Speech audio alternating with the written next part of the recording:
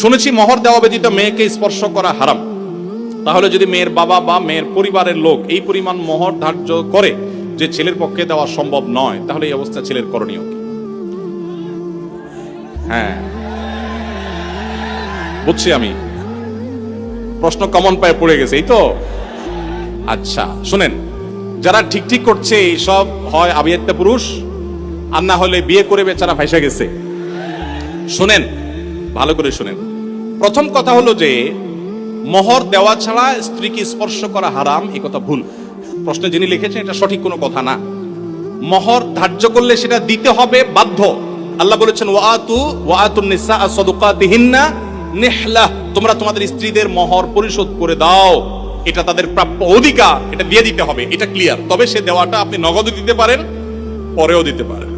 তবে মেয়েরা একটা মাসালা জানে না, যদি মেয়েরা মাসালা জানতো বাসর ঘরে ঝুলে ফেলতো আপনাদেরকে। মাসালাটা হলো, যদি কোনো মেয়ে দাবি করে যে মোহর যা ধার্য হয়েছে, আপনি আমার স্বামী, সবই ঠিক আছে, আগে মোহর ফেলেন তারপরে সামনে আগান, এটা যদি কোনো মেয়ে বলতে চায়, ইসলাম তাকে সম্পূর্ণ সেই অধিকার দিয়েছে। কিন্তু আমাদের সমাজে মেয়েরা মাসআলা আমার কাছে শোনার পর বলবে না। এটা কেন বলবে না? কারণ আমাদের সমাজে পুরুষগুলো এমন রাক্ষসের মতো এবং এমন জালিম, এমন অত্যাচারী, বেশিরভাগ, সবার কথা বলছি না, যে এই কথা যদি মেয়ে বলে বাসর রাতে, ঠিক আছে স্বামী, সবই ঠিক আছে, আপনার সাথে আমার বিয়ে হয়েছে, সব ঠিক আছে, মোহর ধার্য হয়েছে, এটা আমার প্রাপ্য, আল্লাহ কোরআনে বলছেন, অতএব এটা দিয়ে দেন।